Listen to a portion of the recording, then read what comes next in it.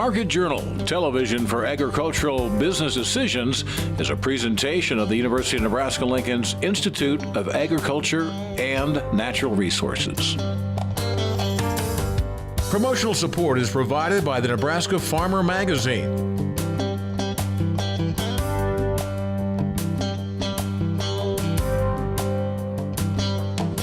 Hello everyone, I'm Troy Moling and thanks for joining us today on Market Journal.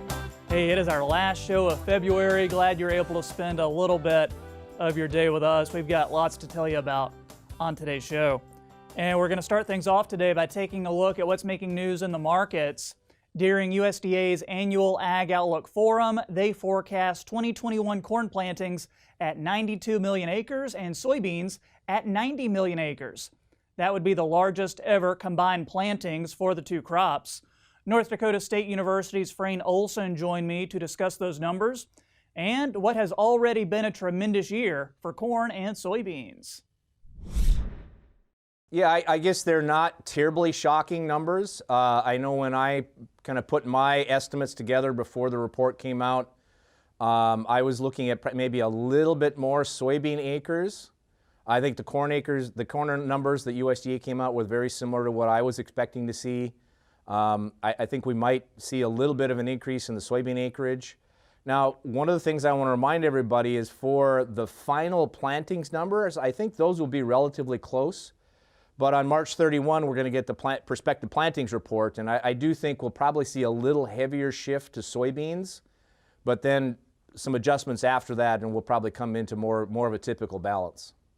And Frayne, next up, when we were preparing for this interview, you said that you're getting more questions about the battle for acres, where specialty crop producers are adjusting their pre-plant contracts to be more competitive and not lose too many acres. Could you give us a little background on that and the advice you've given? Sure. And I've had quite a few meetings, both a few in person, but most of them virtual, where I've talked to farmers about that. We're back into this area where we're battling for acres. We're trying to figure out how many acres do we have amongst, in particular, the major commodities. And of course, in North Dakota here, we produce corn, soybeans, as well as spring wheat. So we've got all the major markets covered. But we also have a lot of specialty crops, or what I call small market crops, where they're important to the individual farmers that grow those crops, but they're not necessarily a big acreage. You know, and some of those, for example, would be canola or sunflower. We have a lot of dry edible beans in the area. We have some field pea and lentil. We've got oats and flax, malt barley. There's a lot of these specialty crops that are growing. And as I talk to the processors that are trying to pre-plant contract for those commodities, you know, they're really struggling right now, saying, boy, given the rise and increase we've seen in the major crops like corn and soybeans, we've got to readjust our pricing mechanisms and our contract offerings to try and compensate so we don't lose too many acres. And that's been a struggle for not only the processors, but now I'm getting questions from farmers saying, well, how much higher will some of these contract prices go for some of these specialty crops? And then I guess, Frayne, if we get another prevent plant this year, we can just rip these numbers up and throw them away, huh? Yeah, and I guess I was going through some of those numbers the last couple of days.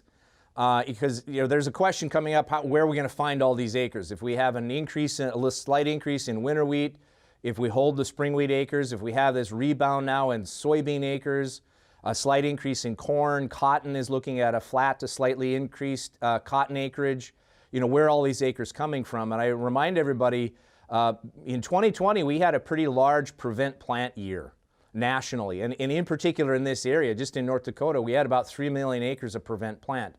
And given the dry soil conditions we have right now, both starting last fall and now going into this spring, a lot of those prevent plant acres from 2020 will get seeded this year.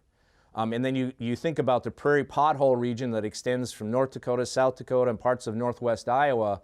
And a lot of those prevent plant acres, because it's so dry, will come back into production. So we're not going to have zero prevent plant, but obviously we're not going to have the levels we saw in 2020. So we could easily pick up 6 million acres worth of prevent plant from last year that could be seeded this year.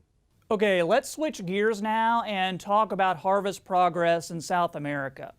So in Brazil, harvest is 15% complete, and that's the slowest pace in the last 10 years and half of where Brazil was a year ago. Is that as big of a deal as it sounds? Partially. So again, there's some short-term implications, some long-term ones. The short-term implications, we knew that the harvest in Brazil, especially northern Brazil, was going to be delayed because it was very dry in northern Brazil, especially in that Mato Grosso region this last spring. So the farmers just held off planting until they got the rains. Now what's happened is, as we get closer to harvest, again in northern Brazil, they're getting some additional rains, which is now slowing up harvest because their fields are too wet. The other thing we're watching in northern Brazil is typically they have a first crop corn and a second crop corn. The first crop corn is planted and harvested just like soybeans in Brazil.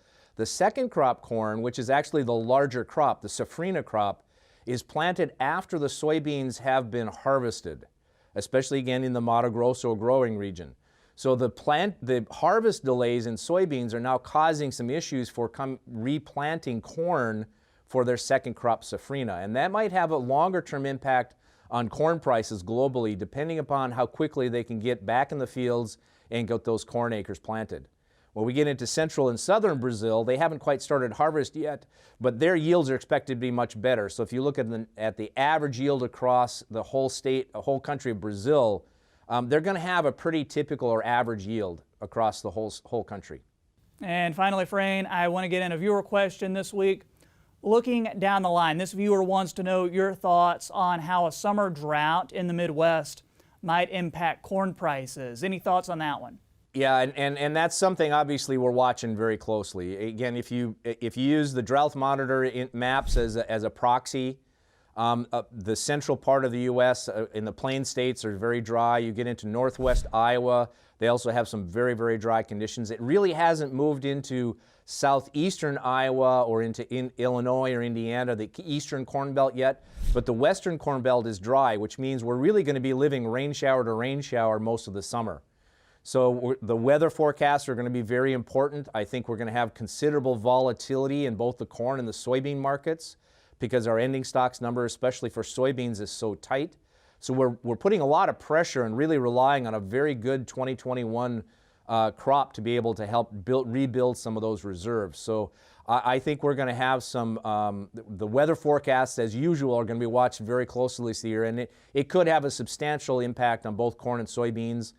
My suspicion is a larger impact on soybeans just because we have very thin carryover stocks coming in from 2020. The corn carryover stocks are tight, but not nearly as tight as they are for soybeans. Next week, we'll be joined by Chad Hart from Iowa State University. If you have a question that you'd like for me to ask him, email us or get a hold of us on social media, and I'll pass your question along. Next up, drought conditions last year made hay hard to come by in some areas of Nebraska. Add in the pandemic, suppressing oil prices, and we've seen a reduced supply in distillers' grains too. These less than ideal conditions have left some cattle entering the calving season with poor body condition reserves. Market Journal's Bill Dodd spoke with Extension cow-calf specialist Karla Wilke to learn some of the nutritional challenges facing cattle producers during the upcoming calving season and steps you can take to ensure your herd's nutritional needs are being met. The drought conditions experienced in the Great Plains during 2020 stunted grass growth early in the spring, and things continued down that path for the rest of the summer. As a result, many producers were left with a shortage of grass, forcing their herds off of summer grazing pastures early, and many cattle may not have gone into the winter with the amount of weight they would have under better conditions. Nebraska Extension Range Management cow-calf specialist Karla Wilke tells me that this year will be very critical when it comes to monitoring and maintaining a nutrition plan during the calving season. So it's been a long-standing drought for western Nebraska, and we've had some really rough challenges. And so while this concept of always evaluating cows going into calving and making sure that we're meeting their needs is always every year it's an issue, this year I am particularly concerned because even though we can increase feed, a lot of times those cows are still losing just a little bit, but we have green grass coming, and we know that we can make that up very quickly if she doesn't lose too much. My concern this year is that these cows are thin and that We may not have much for grass. If we don't get some moisture soon, we won't. And so trying to intervene now is more critical than most years. On top of dealing with drought conditions, cattle producers are also facing feed hardships from the pandemic as well.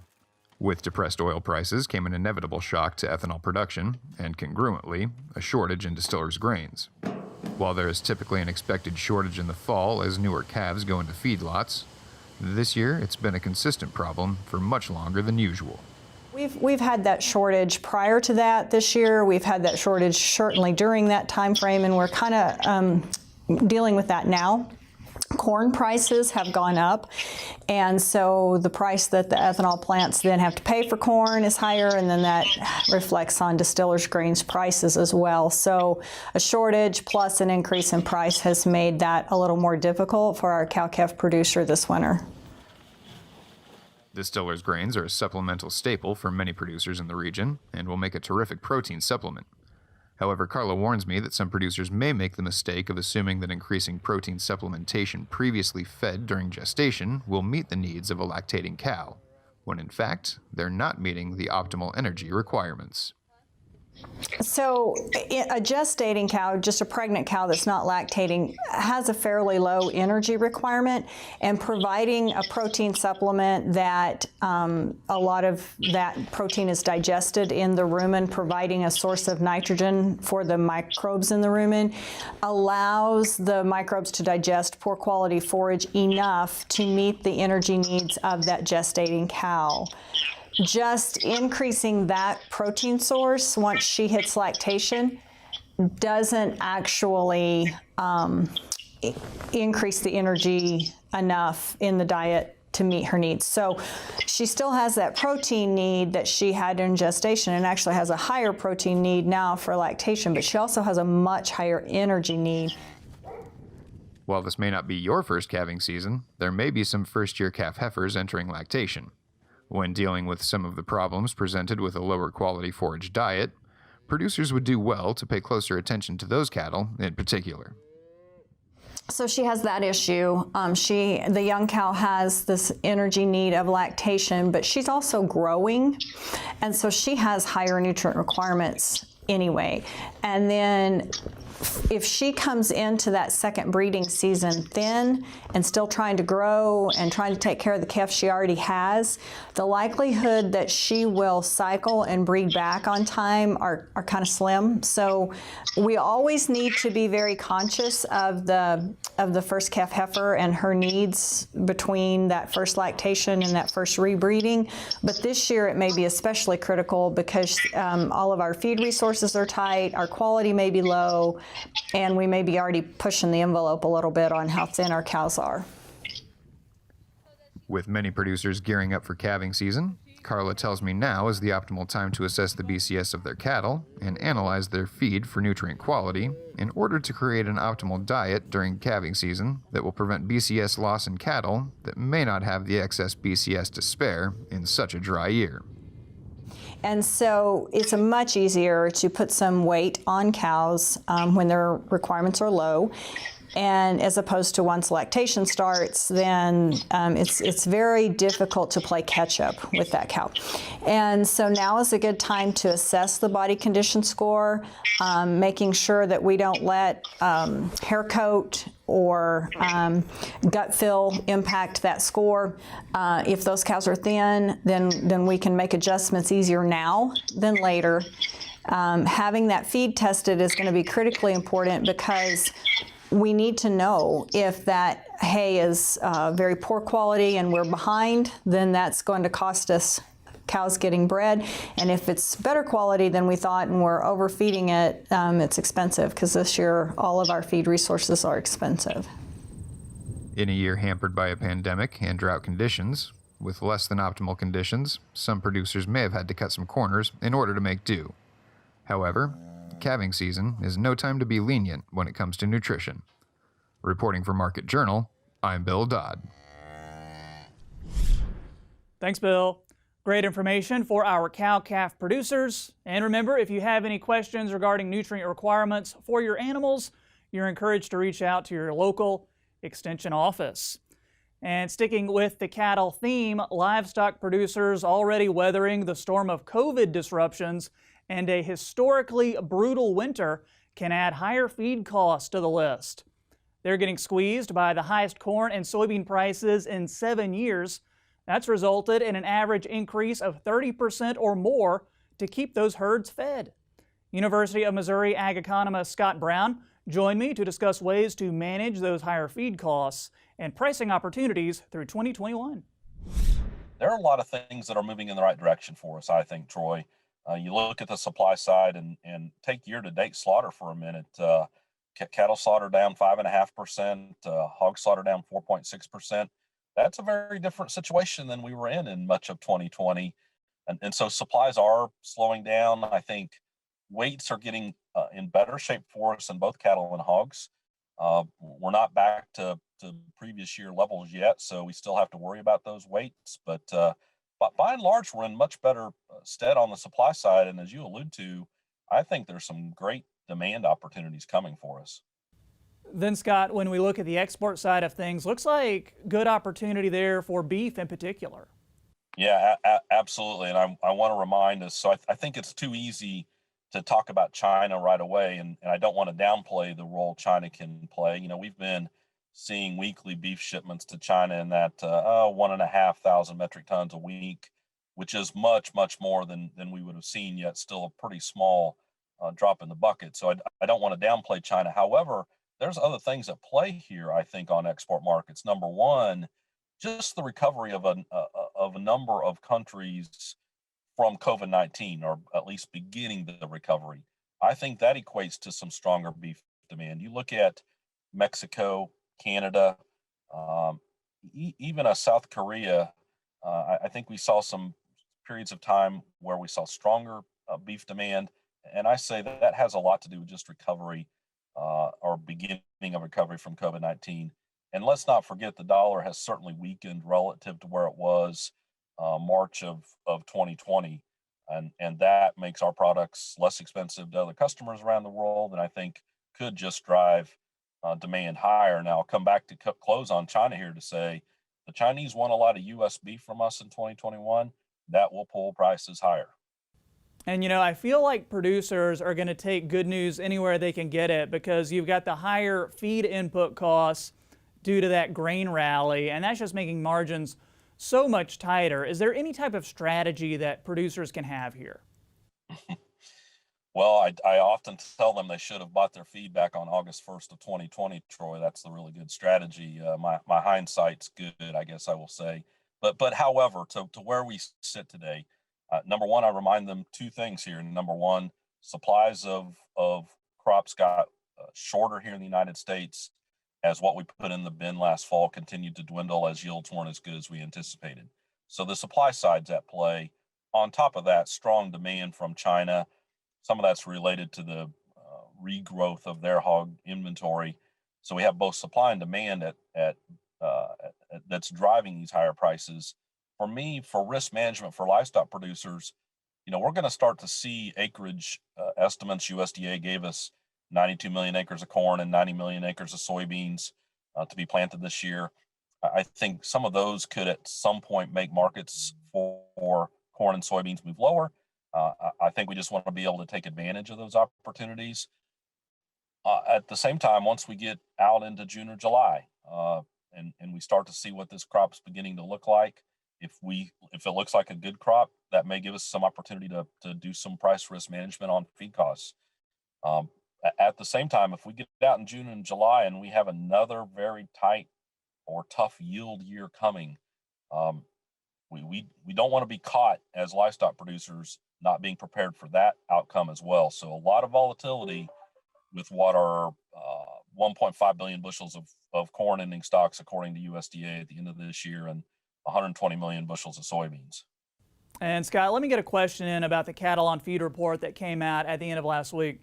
I know there were some surprises there. Is there anything you want to take us through and break down for us? Yeah, so I guess for me the big issue here is when you look at cattle placed in January, you know, we came in at 103.2 relative to a pre-report midpoint of 99.9. We actually fell outside the upper end of the range. So more cattle placed than we would have thought. That doesn't always necessarily correspond with the cattle report we would have gotten a month previous that would have said a revision of 2019 calf crop down roughly a little less than 500,000 head, and then a new estimate for the 2020 calf crop that was roughly 600,000 head lower than what their original estimate was in July of 2020. So fewer calves according to that cattle report, yet we continue to see pretty large placements. I hope we don't continue that as we move forward, but it is the one side of the supply puzzle that we want to watch the next couple of months here as we get more cattle on feed reports in front of us. Scott also tells me he's optimistic that beef demand will get even better as COVID recovery continues and people head back to restaurants on a more regular basis. Next up, each year 4-H and FFA members are invited to join the Innovative Youth Corn Challenge, where they compete to see which team can produce the most economical, highest yielding corn. Nebraska Extension educator Brandy VanDeWalle says this year they're adding a new element to the challenge. 2021, we decided to feature kind of an ag literacy piece. So we want you to come up with some kind of a multimedia product. It could be a PowerPoint, a video, some kind of another innovative multimedia tool, and want them to highlight some of the corn production practices that are currently going on. So hopefully it'll help educate people about modern corn production. Registration is open now and needs to be completed by March 15th. We've got the link with more information on the Market Journal website. Next up, Roel Rushman and his son Tyler of Dalton, Nebraska, have been raising certified field pea seed since 2011. About 3 years ago, Rushman and several other producers participated in meetings that determined the interest in developing a state checkoff and commission dedicated to research and development in the growing markets for pulse crops. In July 2020, Nebraska's unicameral passed the Dry Pea and Lentil Resources Act.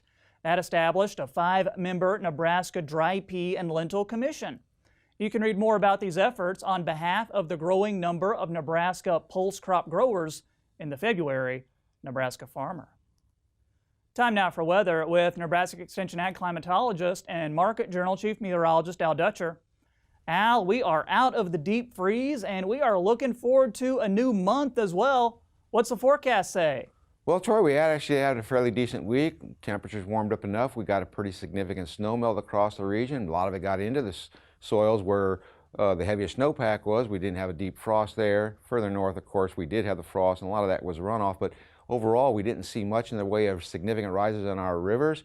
And as we go forward in time with the snow melt already disappearing rapidly, I don't think we'll have a major issue with that unless we see some ice jams form from the temperatures as we get into the 50s next week. But by the end of next week, I think we're going to clear a lot of this out of the way. And overall, it looks like a fairly decent forecast ahead, so let's get right to the models and see what we can expect. First thing is, most of our activity will be this weekend with this trough that is moving out of the western United States. Some energy is starting to move through, and we're starting to see some flurry activity developing across southern South Dakota. Low pressure at the surface in southeastern portions of Nebraska will lift a little bit of light, give a little bit of light lift as we see that snow breaking out across South Dakota and the precipitation to our southeast. Then the flow kind of splits a little bit. The cold air moves toward the Great Lakes and we get a little southern stream action. So high pressure, that cooler high pressure settles in over the Central Plains, keeping us fairly much consistent this weekend, primarily in the 40s. The major precipitation moves over into the mid-Mississippi River Valley, and as we get into Monday, we start to see high pressure building in, much warmer conditions in store for the next few days. High pressure firmly in control both to our east, our west, and to our south. Nothing in the way of any precipitation is going to be expected. We'll see basically clear skies in our region if everything shifts to the east, and as we get into Tuesday, we get a zonal flow, downsloping winds, brings us back up into the 50s across the west and to the east, and maybe even a few 60s in the southwest. Low pressure over the Texas Panhandle has no moisture to work with. It's basically just a thermal low as most of the activities are on the Gulf Coast. And as we get into Wednesday, the trough tries to deepen a little bit. We'll get a little cooler conditions in northeast Nebraska, but still warm conditions across western Nebraska, primarily again in the 50s. And then things start to break down as we get into Thursday, as we start to see some precipitation that's indicated in the southwest start to try to make its way into our region. GFS is moving this southern stream trough rather quickly. I think maybe a little too fast, but if it is correct, low pressure starts to develop in the Texas Panhandle on Thursday. That's going to start to generate some precipitation in the southwest, in the Rockies, maybe even a few precipitation returns in the southwestern part of the state. And on Friday, as this trough deepens, we see the ridge building in the upper atmosphere in the west. The mid-layer low will start to work out into the central plains, and we'll start to see some precipitation breaking out. So if this system is being generated too fast, as I think it is with the GFS, we're most likely going to see a much slower pace of this low coming out of the southwest, and that may prolong or give us a much more lived precipitation across the central plains. Stay tuned, things are probably going to change as we go to the end of next week. As we go farther out, it takes us from next Thursday to the following Tuesday. Most of that warmth starts to build into the east as colder conditions develop in the west under the troughing action moving into the western United States. And in terms of precipitation, looks like we'll return to drier than normal conditions. Thanks, Al. Finally today, you may remember it as the Nebraska Power Farming Show, but it has a new name this year. It's now the Nebraska Ag Expo, and it was held this week at the Lancaster Event Center in Lincoln. It was the 14th year for the event. It was originally set for December, but had to be delayed to February due to COVID. This year's expo featured over 1,500 booths, including 90 new exhibitors and manufacturers. With safety a priority this year, visitors could text the booth's code to receive digital literature in order to promote social distancing. Masks were required as well. Expo officials noted that today, more than ever, growers are hungry for knowledge and eager to adopt innovation and new technology. Truer words were never spoken. That's going to do it for this week's show. If you missed a story, be sure to download the Market Journal mobile app or follow us on social media to join in on the conversation. And don't forget, you can get the latest updates on the coronavirus outbreak at covid19.unl.edu. Hope to see you right back here next time. I'm Troy Moling. Thanks for watching. Join Market Journal online at marketjournal.unl.edu. You can also follow us on Twitter, Instagram, and Facebook. Promotional support is provided by the Nebraska Farmer Magazine. Market Journal is produced by the University of Nebraska-Lincoln's Institute of Agriculture and Natural Resources.